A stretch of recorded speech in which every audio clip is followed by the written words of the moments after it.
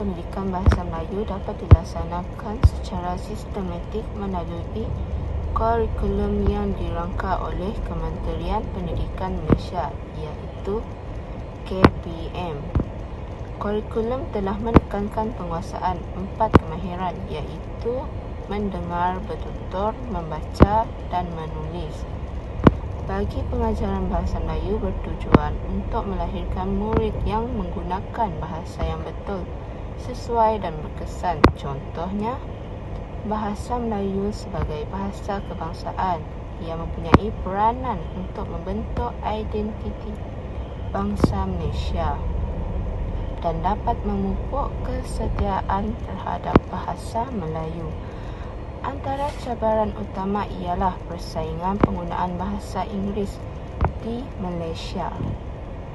Bagi kemahiran bahasa pula, ia dapat merujuk kepada keupayaan murid yang menggunakan bahasa secara berkesan dalam komunikasi lisan dan bertulis, dan ia merangkumi 4 aspek, iaitu mendengar, bertutur, membaca dan menulis.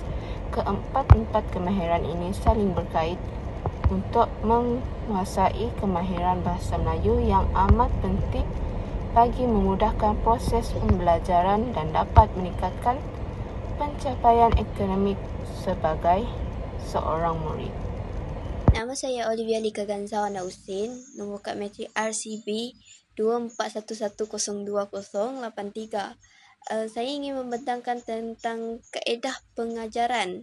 Kaedah pengajaran yang terdapat dalam slide kami adalah terbagi kepada 2. Yang pertama iaitu kaedah visual.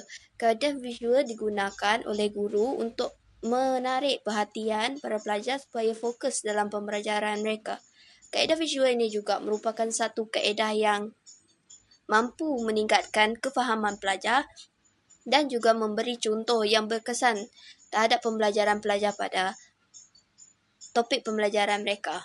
Seterusnya ialah kaedah komunikatif. Kaedah komunikatif ini merupakan kaedah komunikasi. Kaedah komunikasi ini digunakan oleh guru dalam pembelajaran dan pengajaran, iaitu untuk meningkatkan aspek komunikasi pelajar dalam menerangkan dan menjelaskan isi jawapan mereka, sama ada dalam bentuk lisan ataupun bertutur. Jadi, penggunaan kaedah komunikatif ini bersesuaian dengan penjelasan dan pembelajaran pada abad ke-21 ini. Saya pula akan membentangkan bahagian perbandingan dan analisis. Slide ini menunjukkan perbandingan dan analisis antara kaedah visual dan kaedah komunikatif. Dari segi pendekatan pengajaran, kaedah visual menggunakan bahan seperti video dan gambar untuk membantu murid memahami isi pembelajaran dengan lebih mudah dan jelas.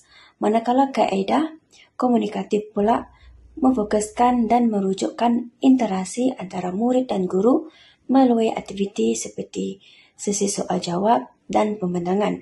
Dari aspek pelaksanaan kaedah visual lebih mudah dijalankan kerana sesuai untuk semua murid, manakala kaedah komunikatif agak mencabar bagi murid yang kurang ingin berinteraksi ataupun bercakap di hadapan orang ramai ataupun bercakap dengan rakan-rakan yang lain. Dari segi kesesuaian, kaedah visual lebih sesuai untuk murid sekolah rendah, manakala kaedah komunikatif lebih sesuai untuk murid sekolah menengah.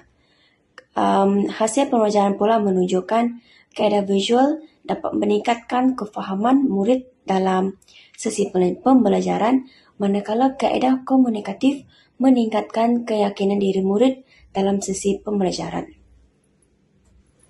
Slide seterusnya ialah slide yang melibatkan cadangan inovatif aktiviti pembelajaran bagi menyokong dan menambah baik kaedah pengajaran ataupun aktiviti semasa pembelajaran. Satu cadangan inovatif yang kami sediakan ialah penggunaan pembentangan berslide dengan menggunakan projektor. Melalui kaedah ini, guru dapat memaparkan gambar berwarna ataupun isi penting secara visual untuk menarik minat murid. Pendekatan ini merupakan gabungan antara kaedah visual dan teknologi digital yang mampu meningkatkan kefahaman murid secara lebih interaktif dan lebih secara langsung. Selain itu, penggunaan teknologi ini juga selari dengan keperluan pendidikan 4.21 ataupun 4.21 yang menekankan pembelajaran aktif dan penggunaan teknologi dalam bilik belajar untuk memastikan pembelajaran menjadi lebih aktif dan berjalan dengan lancar. Seterusnya adalah kelebihan dan cabaran pelaksanaan aktiviti. Bagi kelebihan pelaksanaan aktiviti, yang pertama adalah meningkatkan minat dan motivasi murid melalui penggunaan teknologi interaktif. Yang kedua, menggalakkan penglibatan murid dalam PDP secara kolaboratif. Dan yang terakhir, membantu murid memahami konsep bahasa Melayu dengan lebih jelas melalui visual dan komunikasi. Bagi cabaran pula, yang pertama adalah sukar dikawal sekiranya murid terlalu fokus kepada teknologi berbanding objektif pembelajaran. Yang kedua, masalah teknikal seperti gangguan sistem atau aplikasi. Dan yang terakhir, kekangan masa PDP dalam jadual sekolah. Kesimpulannya adalah kemahiran berbahasa dan kaedah sesuai keberkesanan PDP. Selain itu, kaedah visual dan komunikatif juga meningkatkan keyakinan murid. Seterusnya adalah pelbagai kaedah atasi murid pasif dan bahasa rojak.